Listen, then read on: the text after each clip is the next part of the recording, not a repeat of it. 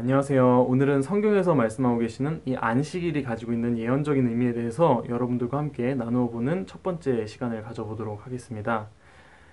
이 안식일이라고 하는 개념은 이 모세 때부터 이 적용이 되어서 오늘까지 이렇게 이어져 오고 있는데요. 이 출애굽 때 모세를 통해 제정한 이 10계명 중에 네 번째 계명에 해당되는 것이기도 하고요. 그리고 레위기 23장에 보시면은 여러 가지 율법들이 있는데 그 여러 가지 절기 중에 가장 처음으로 제정되고 처음으로 언급된 그러한 절기이기도 합니다. 그래서 이스라엘 백성들에게 하나님께서 너희들은 이 날을 정말 대대로 지킬 영원한 규례로 삼으라고 아주 중요하게 제정을 해놓으셨고, 그리고 이 안식일을 제대로 지키지 못할 경우에는 돌로 쳐 죽이는 형벌이 있을 정도로 아주 목숨과도 같은 중요한 절기였다고 할 수 있습니다. 자, 그런데 오늘날 모세로부터 3,500년이 지난 오늘날의 많은 사람들이 이 안식일에 대해서 과연 얼마나 제대로 알고 있을까요?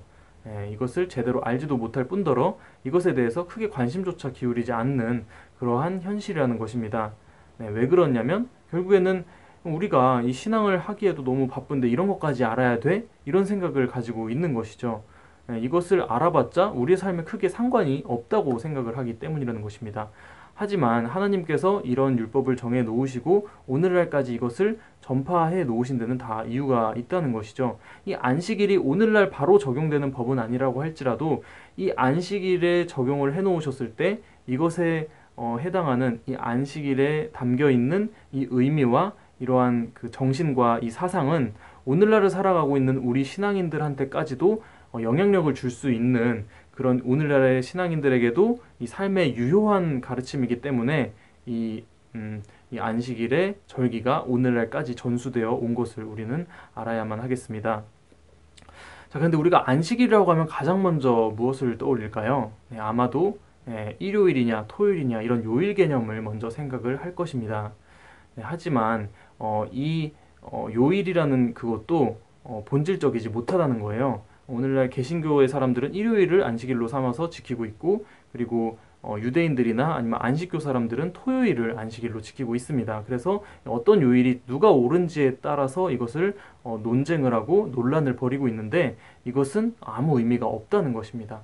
자, 성경에서 진정으로 안식일을 어떻게 이야기를 하고 있는지 마태복음 12장의 내용을 보시겠습니다. 마태복음 12장 1절에서 8절의 내용을 보시면 예수님께서 안식일에 제자들과 함께 밀밭을 거닐면서 있었던 일화에 대해서 설명을 하고 있는데요.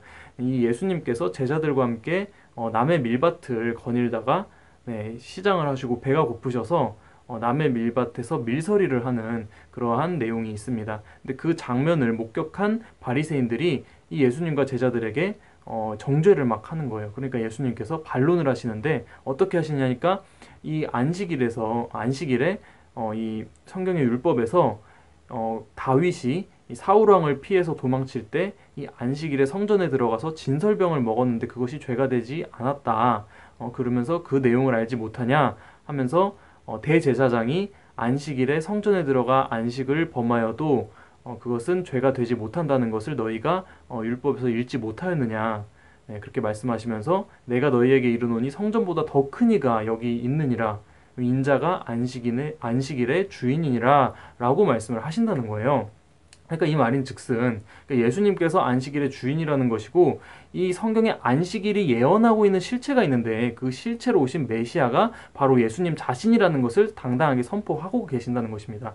그때 당시에 유대인들은 너무나도 열심히 안식일과 이 율법을 지키던 신앙인들이었잖아요. 그러한 엘리트 신앙인들이 이 진정한 이 의식이 잘못되어 있다는 것을 예수님께서는 그것을 꼬집어서 책망하시기 위해서 일부러 이 안식일을 범하는 행동을 하셨다는 것입니다. 그래서 여기서 본질은 뭐냐면 이 안식일을 가지고 오늘날의 신앙인들도 날짜 가지고 이렇게 논쟁을 하는 것이 중요한 게 아니라 이 안식일의 실체, 이 예수님의 가르침을 온전하게 깨닫고 받아들여서 이 삶 속에서 예수님을 영접하고 내 마음속에 예수님을 모시는 이 내 마음속에 예수님께서 거하실 수 있도록 만드는 것이 우리의 궁극적인 목표라는 것을 알아야 된다는 것입니다.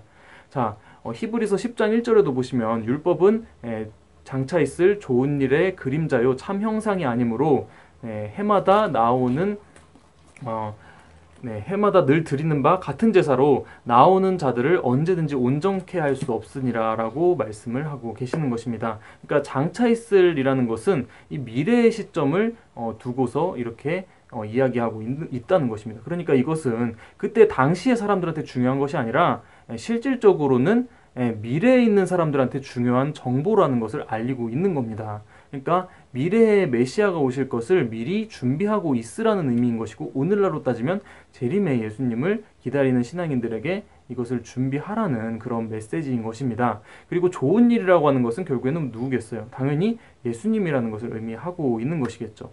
자, 그런데 오늘날에 살아가고 있는 신앙인들의 모습을 잘 한번 살펴보면 이 신앙이 좋다고 하는 사람들이 어떤 모습을 보이고 있습니까? 신앙의 기준을, 신앙을 경력이 얼마나 됐는지, 그리고 말씀 구절을 얼마나 암송을 하고 얼마나 새벽 기도를 열심히 하는지에 대해서 신앙이 좋다고 생각을 하고 있잖아요. 물론 그렇게 생각은 할 수도 있겠죠. 하지만 그것을 가지고 자아도취를 하면 안 된다는 것입니다. 그것이 오히려 타락을 하는 지름길이 될 수도 있는 것이고, 그 모습 때문에 많은 사람들이 시험에 들어서 떠나가는 사람들이 있을 수도 있다는 것을 우리는 경각심을 가져야만 한다는 것입니다.